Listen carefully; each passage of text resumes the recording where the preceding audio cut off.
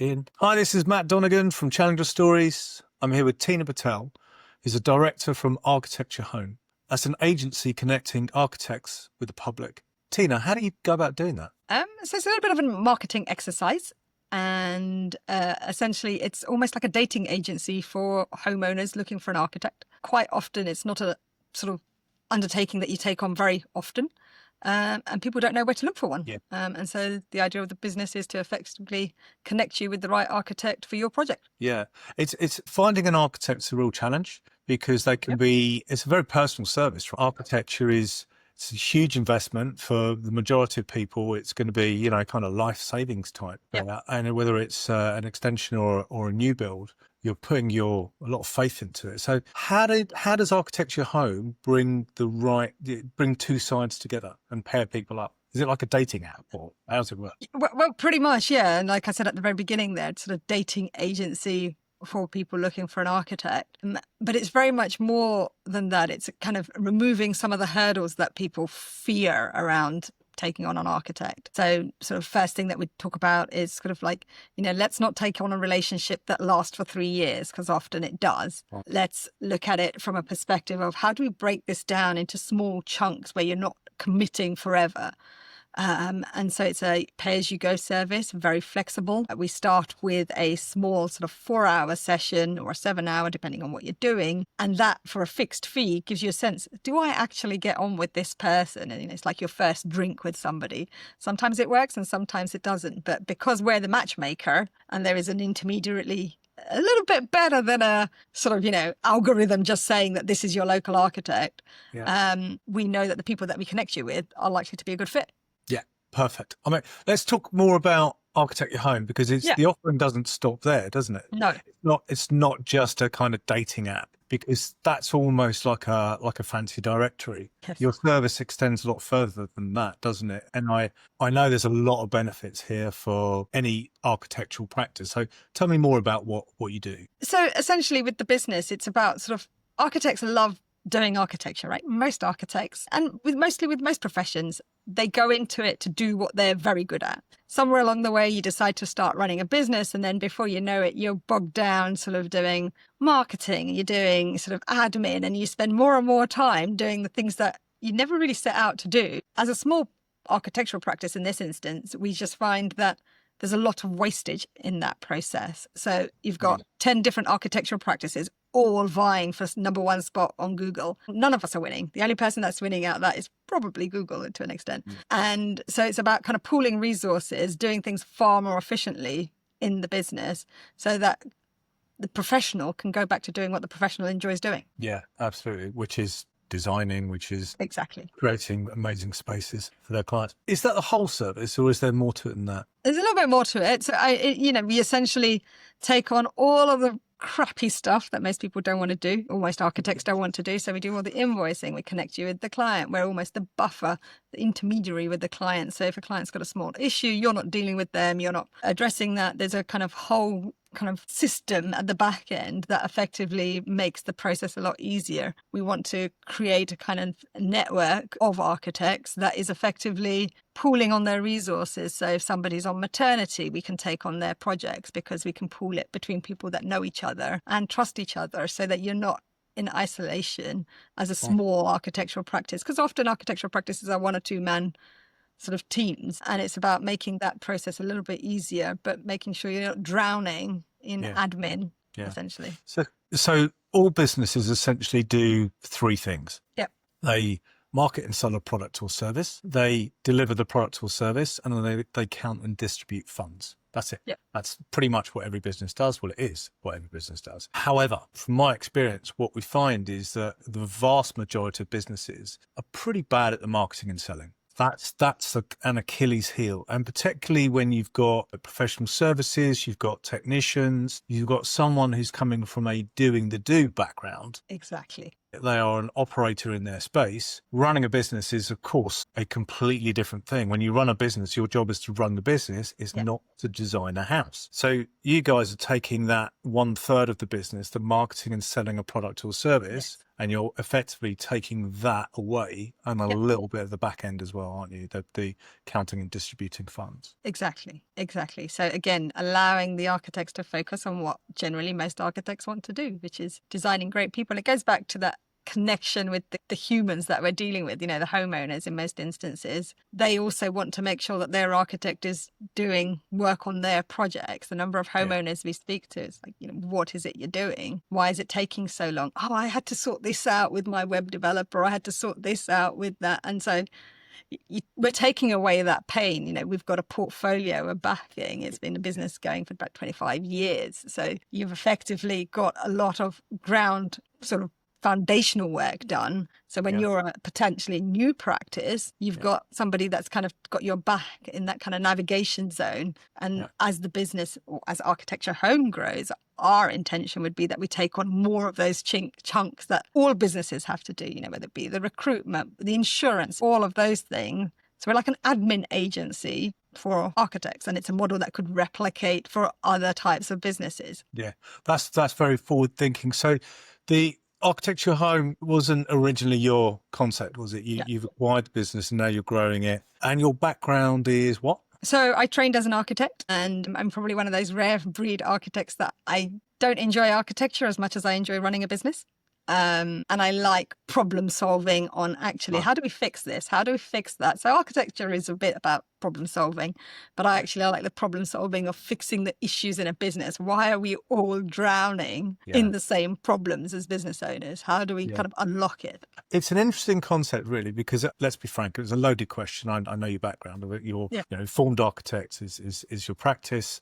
This is a very, very specific and, it's a great string to your bow, and you've clearly identified what the problem is in the marketplace. So when I look at that and you look at the pain point, the thing that I find interesting is that architecture is, the root of the word, I believe, is a master builder. And in fact, what you're doing is you're providing the building blocks, the frameworks to build architectural practices. That's effectively what you're doing, isn't it? So there's an expression that I love, and it works so well, I think, for architectural practices in particular, is your business is perfectly engineered, is perfectly designed to get the results that you're getting. And if you are spending, not you, but if the architectural practice is spending a significant, or they're not investing in the marketing and sales, then they're designed, the business is specifically designed to not achieve commercial results, isn't it? Exactly. So that's when we first met and we first talked about what your offering was. It's one of those things, and I come across them every now and again,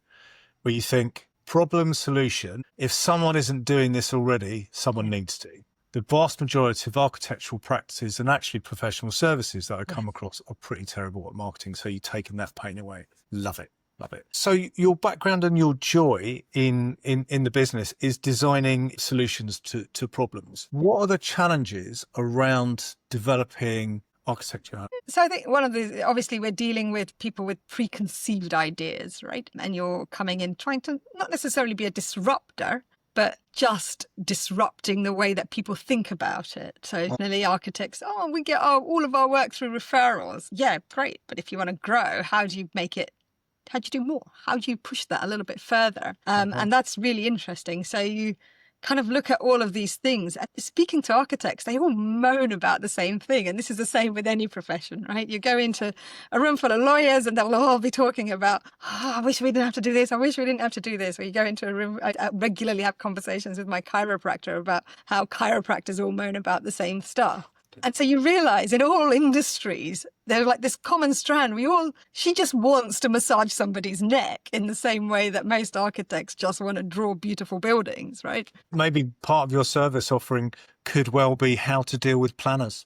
Well, that seems to be the number one pain point that I hear very often from architects. Yeah. And we have systems and processes in place that we developed that, essentially we want to be able to share with other people how you deal with the planning system, right? If you do this, this, and this is going to increase your rate of success.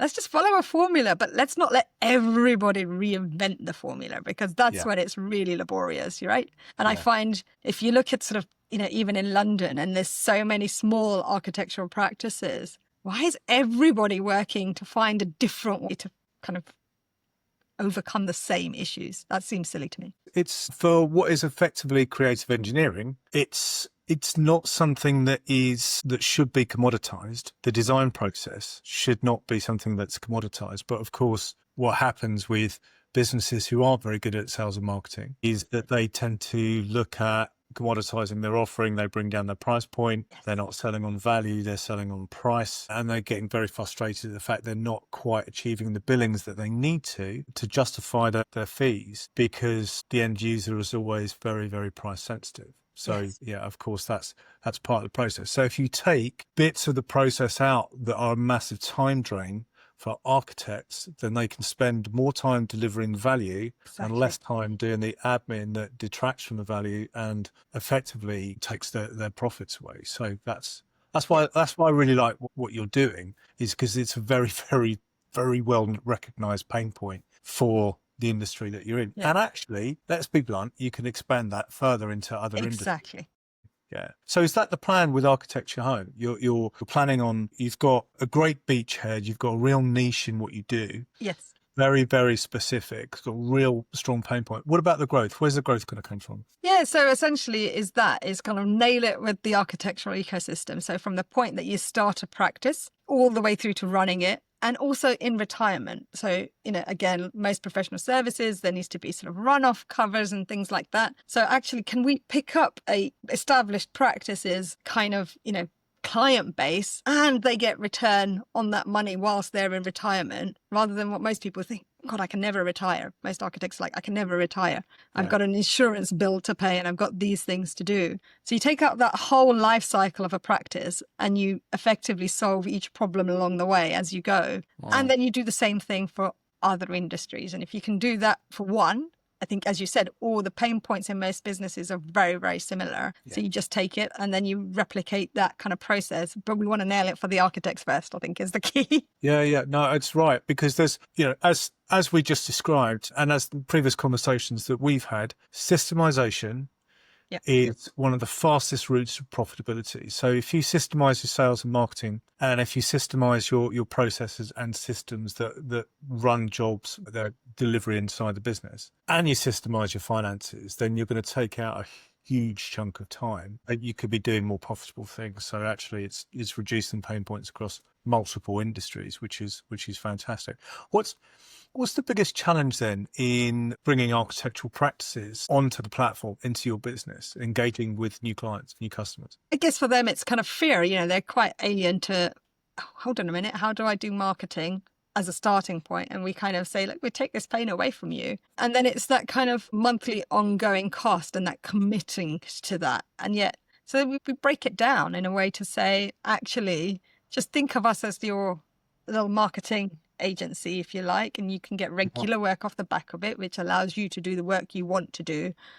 And equally, we're your soundboard, we're the buffer for the calls coming through from people that often don't know what they want, but we know we can connect you with the right people. And the people that get it are the ones that do value their time and quite often really enjoy doing what they're good at, which is the architectural sort of design side. But they also know they're not great on the sales speak on the phone, or they don't want to get bogged down with talking about real technical stuff with people that might not understand it. So it's our job to kind of break those barriers down and really kind of take the little points that people don't like and make it happen. What I often find, and I'm sure you're the same with this, when it comes to marketing with smaller businesses, when you've got professional practices like our architects, the sales and marketing aspect is they often they think they can delegate responsibility for it. But in fact, what they're doing is abdicating responsibility for it, or they're just not doing it full stop. It's hear no evil, see no evil kind of thing. It's they're just putting their fingers in their ears and ignoring it and saying, well,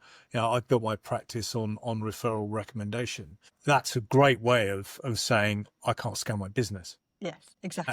And you're helping take some of the pain point away and building in that profit. When I look at the growth of the business and in other areas, I've asked you about the growth in getting architects on board. Yeah. What about the other sort of pain points? So you acquired the business. Yes. And then you've taken it on and you're developing it into something that's a lot bigger. Yes. What about the growth journey for you guys? What do you think are going to be the big bottlenecks? Where are the pain points for the business in developing further? It's a good question. I think whenever you take over an existing business, it doesn't matter. And we were involved as an architect in that business historically. So we thought we knew it. You just don't know what's under the bonnet, is the honest answer. So that's been a challenge and a real steep learning curve. Like, what is it actually you've bought? And you strip it away and you kind of really navigate that. And that actually takes longer than you first realize. It could be simple things like understanding, okay, who really owns the Facebook account and how do you get into it? And what do all of the things that you think that's when somebody's selling a business, they hand over and package up. So if I were ever doing it again, I'd really look at all of that finer detail to make sure it's correct and all the rest of it. But then you've just got to go because you've got a running business, right? And you've got people, or we had architects on board already that were already engaged. And so you're learning about a business, what's under the bonnet, how it's actually being run or not, as the case may be. And then you've still got to feed it as it comes. And that's a challenge, but a good one at that, because once you know what you didn't know, you can, again, go back about problem solving it. Right, okay, I know I need to work this out, I need to work that out. And you just add it back into that ecosystem of what problems do we need to fix to make this better, to systemize it so it runs better in itself as well. Yeah. What I find fascinating with growing business is that it's a constant push against the bottleneck. You peel one bottleneck and it releases pressure right up to the next one. And then the next, then the next. And sometimes it's sales and sometimes it's systems and sometimes it's people. But all the problems tend to be pretty much the same, whether you're £1 or £2 million turnover or, up to £100 million turnover, they're often very similar. They kind of change shape after a while, but they're very, very similar. What's the one that you encounter the most? I don't know if it's a challenge, but no is, people like, no, we don't want to get involved. No, we don't want your services. And okay, then what do we need to do better with our marketing message? Really analyze that storytelling, really kind of get to the hub of what are these customers actually saying? How do we unlock that? What do we need to do? What material do we not have? But it's a nice challenge, if that makes sense, because you can really, you've probably guessed, I like to unwrap things and understand and really let's look behind the door. What's going on here? And really understand people's psyche to kind of get them to say yes. Yeah. It's interesting, your background as well, because architecture, there's quite a lot of understanding the human being, because you're developing space. Engineering of any description is about problem and solution. But with something like architecture, it's human beings going to be inside that space. You have to understand the psychology behind it. So are you taking an understanding of the psychology of your clients in an architectural practice and then using any of that psychology for architectural practices to go on your platform? A little, but also just quite fascinated by human behaviour, and historically always have been, to just kind of like, sit and people watch and understand how people engage with each other. And people's strengths and weaknesses, and then kind of really understanding, okay, how do you match that with that? So in an architectural context, how do you get that person who's thinking about this for their house to like this, which is the solution to that problem, in a way that they own that as well? And it's the same with the business, right? So how do you convince the architects that this is the right thing for them when it's kind of nerve-wracking thinking, how do I invest in this monthly subscription that feels a little bit alien at the outset? Yeah. And then they're going to get tangible results from it. But there's an expression, you mentioned fear earlier on. So that they're fearful of getting involved with something they don't really know, and they back away from it. And there's an acronym around fear, which is false expectations appearing real. Yeah. And there's a lot of that around, particularly professional services, getting involved with a new type of product or service. They sort of look askance upon it. So I get that. I get that challenge that you've got there. Can I ask you, is there anything that you would have done differently with when you took over the business to where you are now? Was there a kind of fork in the road or a sliding doors moment where you think, maybe I took the wrong door there? I think probably really understanding that bit about what's under the bonnet is probably one. Two is almost have a slightly more refined plan at the outset as to what are the emergency steps you need to take. And then the third one is almost just making sure the right people are doing the right aspects and understanding how you navigate when somebody's handing something over to you. And I think that last point is you're taking over a business that somebody has owned for a long time. They know their business like most business owners, you know your business. But when you come in fresh, you have a different way of doing things. And again, it's about understanding the person behind that and allowing them to let go or not, as the case may be. So when you're taking someone else's dream, someone else's baby, and then you're creating your own vision, you're on a different mission from the previous owners. It's a great insight that you've given me there, actually, about that sort of transfer across. I mean, look, due diligence on paper is one thing, but actually sitting down and speaking to all the participants and really getting under the skin of what the motivations are. You know, sometimes the incumbent staff are going to leave. Sometimes their systems and processes might look good, might look fit for purpose, but actually when you dig into it, you find actually they're very fragile, really confident of doing that. So yeah, no, there's some great insights there. Thanks for that. A question around, you've obviously got a lot of energy. You're very driven. You're very focused on problem and solution for the business, and that's hugely admirable. Is there anybody who you admire in business who's developed a business or continues to develop a business that inspires you? So I think the one that probably comes to mind is kind of Mary Portas, and she did a series about, I think maybe 15 years ago on the TV, where she goes into kind of small retail outfits and turns them around. And it's kind of her kind of objective outlook. What do I need to do to fix this? What's not working? What's working? And the way she approaches that, and she does it in a very human way, but also she knows her staff, right? And she has a system and a process, and it works. And she does it well. And she does it with high kind of ethical regard, from what I know of her as well. It's not like dismissing, you know, I quite like that. So I guess what that is it's a series of boxes that need to be ticked. So is there a strong enough niche for this particular business on this high road? Does it have the right audience?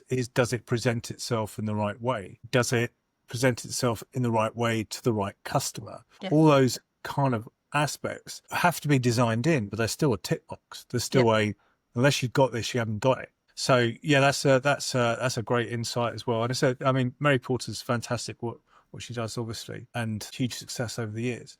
So talking about over the years, if I was going to ask you to go back in time and to at the beginning of your entrepreneurial journey, now, you know, you've got more than one business, you're a talented architect, you're passionate about what you do. Knowing what you do now and having been on the journey that you've been on, what would you tell yourself when you first started out? Get as many of the systems in place as possible at the outset is probably the manual to start with. And keeping them up to date as well, which is in itself can often feel like a battle axe. And if somebody could have sold me a pack of architect systems from day one, I think I would have paid good money for it. And that's where kind of, you know, Architecture Home has the ability to solve that. Like, actually, if somebody is giving me this material that I can present to my client at the outset and I don't have to worry about it, that's priceless. I couldn't agree with you more. Right. It's a great insight. Every single business, every single successful business is highly process driven. The best business that I've ever heard that's brilliant at this is a business that can employ 21-year-olds to run all their branches. Exactly. It's a global brand.